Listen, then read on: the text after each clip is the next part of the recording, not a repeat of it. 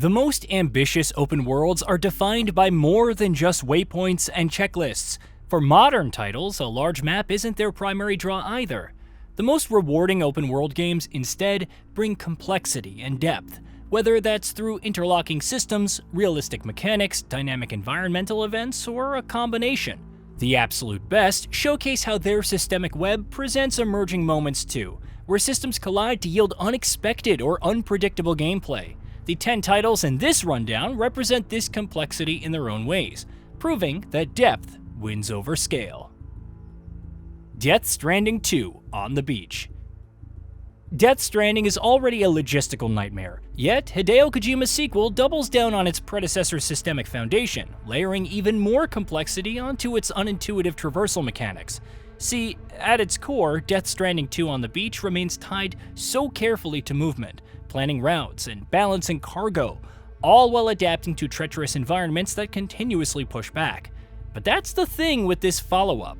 As vast and beautiful as Australia and Mexico often are, their varied terrain, shifting weather patterns, and natural disasters raise the stakes beyond anything the first game achieved. Managing all these interconnected systems is much more meticulous, yet ultimately more immersive and rewarding. S.T.A.L.K.E.R 2: Heart of Chernobyl. Few open-world games embrace systemic unpredictability quite like S.T.A.L.K.E.R 2, where serene stillness can instantly give way to emergent explosivity, all wrapped in cosmic phantasmagorical packaging. Set within a fictional rendition of the real-life Chernobyl exclusion zone following a second radioactive disaster, what this 60 square kilometer expanse lacks in visual diversity makes up for in its A-Life system, where mutants hunt, factions clash, and strange anomalies reshape the landscape, even when you're not present.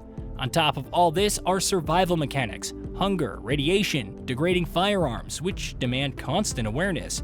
Yet, despite all of its mechanical friction, the game doesn't feel overly complex to play. When you're in this world, you're swallowed whole by its atmosphere. Dragon's Dogma 2. Dragon's Dogma 2 thrives on organic, unpredictable exploration, a notion underlined by its pawn system. Here, AI companions learn, adapt, and even carry knowledge between biomes, creating layered emergent behaviors that keep you on your toes. Elsewhere, combat introduces a web of interconnected mechanics, where griffins and cyclops suddenly emerge, demanding you observe their physicality before climbing onto them to exploit their weaknesses, in encounters which feel dynamic and unscripted.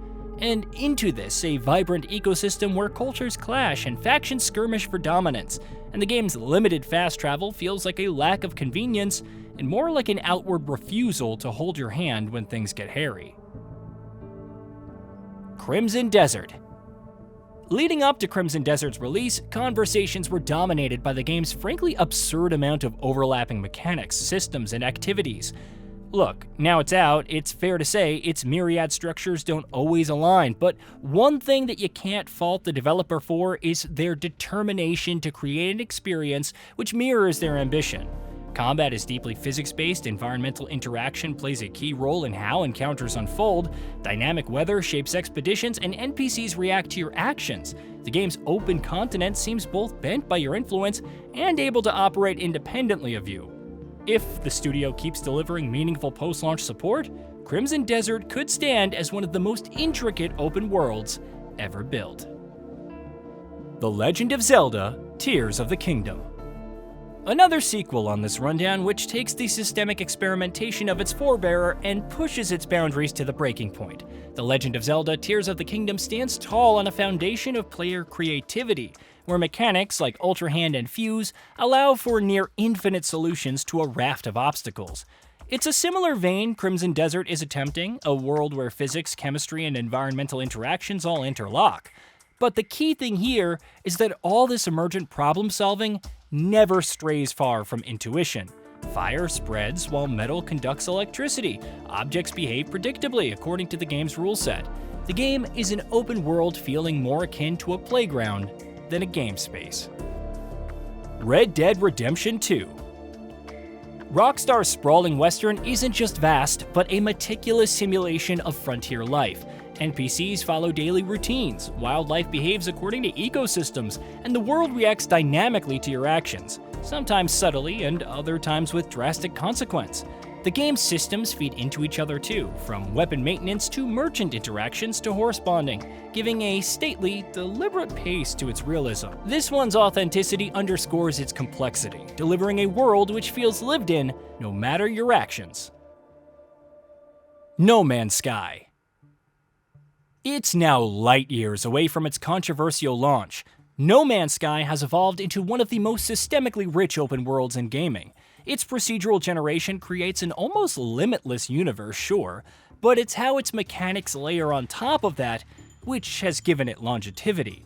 Base building, resource management, trading, exploration, there's depth here which allows you to carve your own space amongst the stars.